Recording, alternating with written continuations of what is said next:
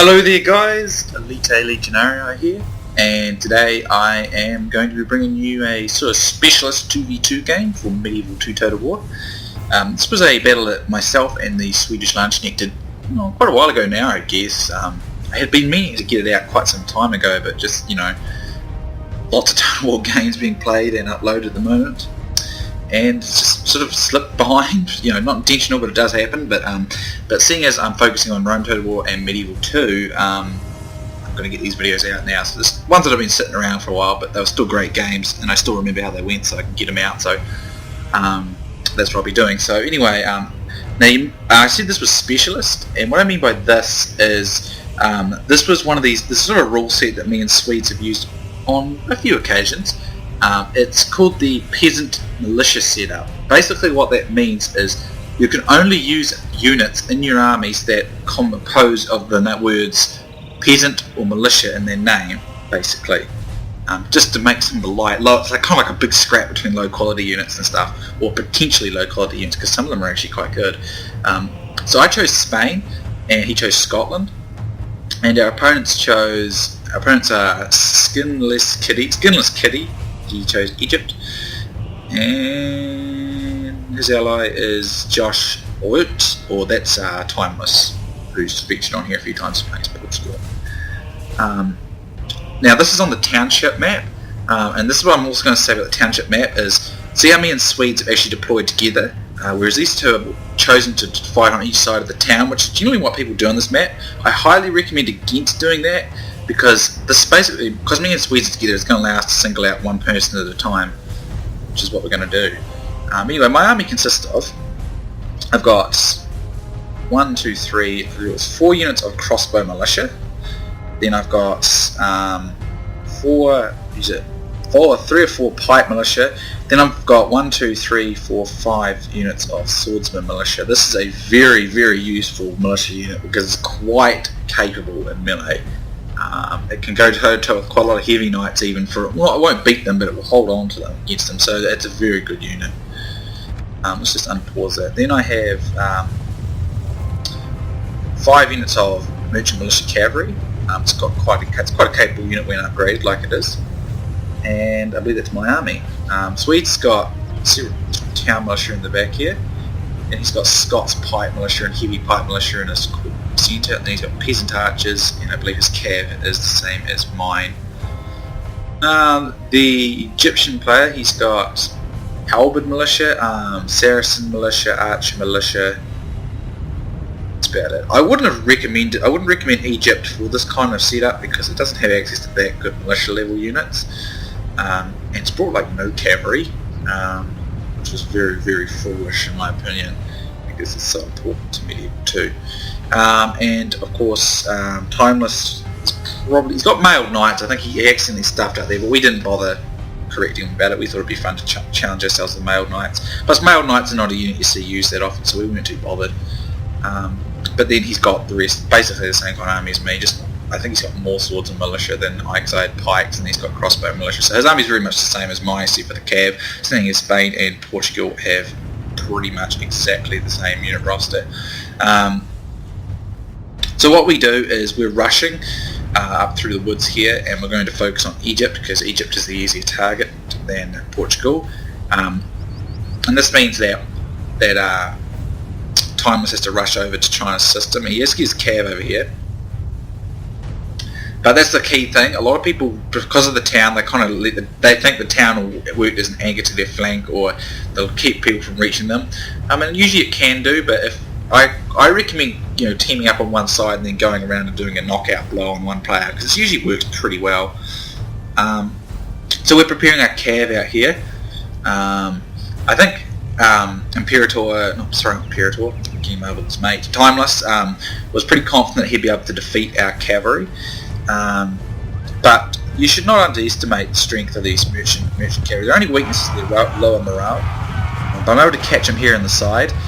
He hasn't got his lances down. Now what we're going to work on doing is encircling, because he's got pretty isolated here, and we've got local superiority in numbers.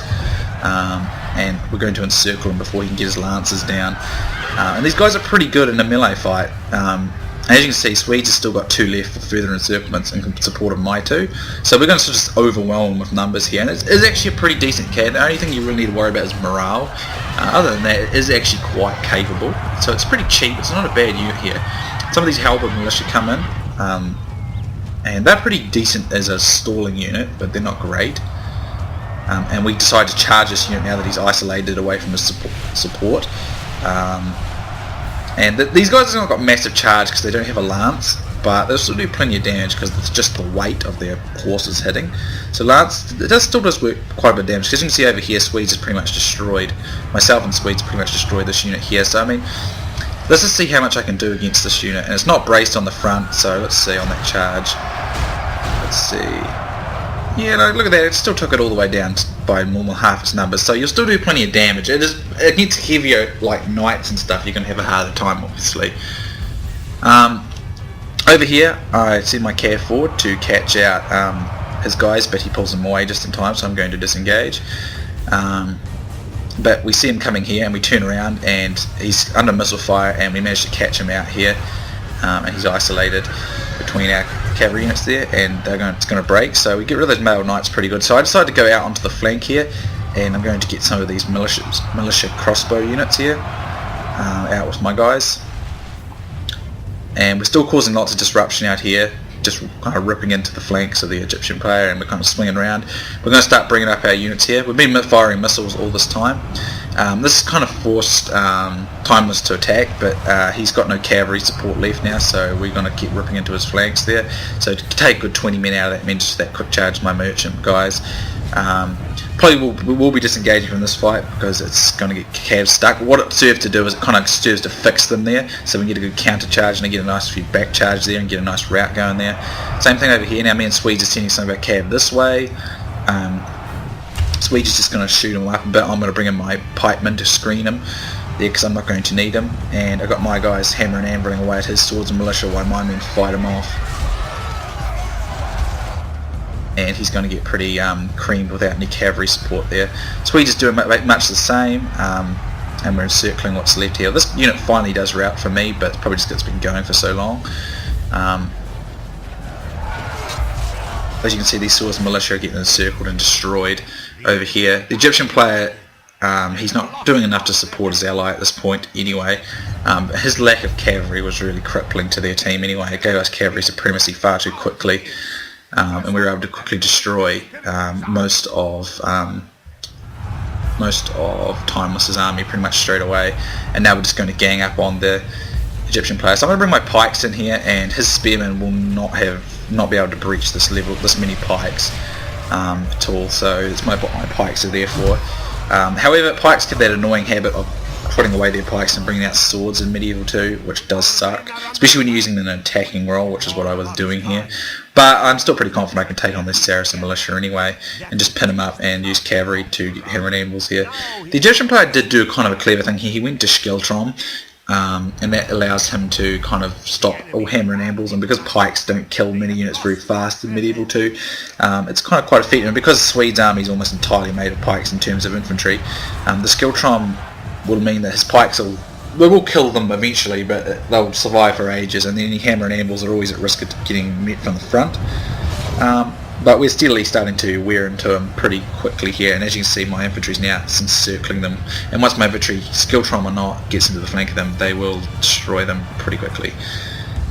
Hammer and anvils rolling in the back here, of course, but got to be careful of those spears. But as you can see, it's actually quite a good holding and like stalling tactic. You don't see it used that often though, because people don't use spears in those numbers that often in Medieval 2. But clearly our victory was pretty much ensured there, because as soon as we got rid of those cavalry, he may have had better cavalry, but it didn't matter. There was way more of our cavalry, and those militia merchant cav are pretty useful as long as you don't expect too much out of their morale. It's their weakness. Good idea to flame them with shots like that and then get a good counter charge on them. They'll rout pretty quickly under that, but they'll still do a lot of damage against enemy infantry units. But some of these Skiltron based infantry do hold out for a while, but they won't be able to win. And I might as well just actually speed things up towards the end now. Yeah, it's a fun set of rules, just to vary it up a bit. It's kind of fun playing with some of these sort of underused and almost never utilised units. It just adds a little bit of kind of variation and sort of spice to, you know, the typical stuff. I mean, not that the typical stuff's bad, but sometimes it's just nice to vary it up. It's kind of like Pre-Marion when you play like Rome Total War, you play Pre-Marion. This is just like playing, you know, something similar, you know, different. You know, it's different and it allows different armies and uses and builds and things. It's quite a lot of fun. I mean, essentially the tactics are still the same, but you're just using weaker units. So as you can see, I got 720 kills, 234 captures, and I only lost 203 men. Swedes lost even less at 166 men, and he's still got almost all his army left. He got 412 kills and 254 captures. So that's, these two only got 228 and 155, so not great. Not very good teamwork, to be honest.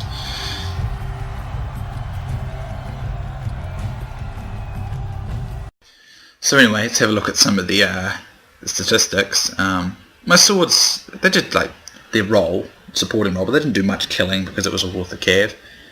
The crossbows didn't do much either, and they're only militia crossbows, so they do take a while to clock kills up. The pikes, this one did alright, this one took quite a few, but of course it was all about those merchant cavalry militia. As you can see, 60s, all 60s, 130, 118. Not too many losses really. Most of them still had at least half their numbers left. It's a pretty good unit if you just use it in charging and then quick withdrawals. Don't let it hang around in any fight at all. Its morale is not very high.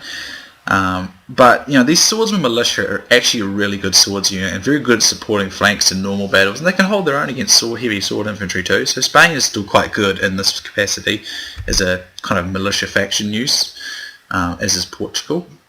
So anyway, good game to Swedes and the other two guys. I will link Swedes' channel in the description. Hope you guys enjoyed this, and I'll be seeing you soon next time.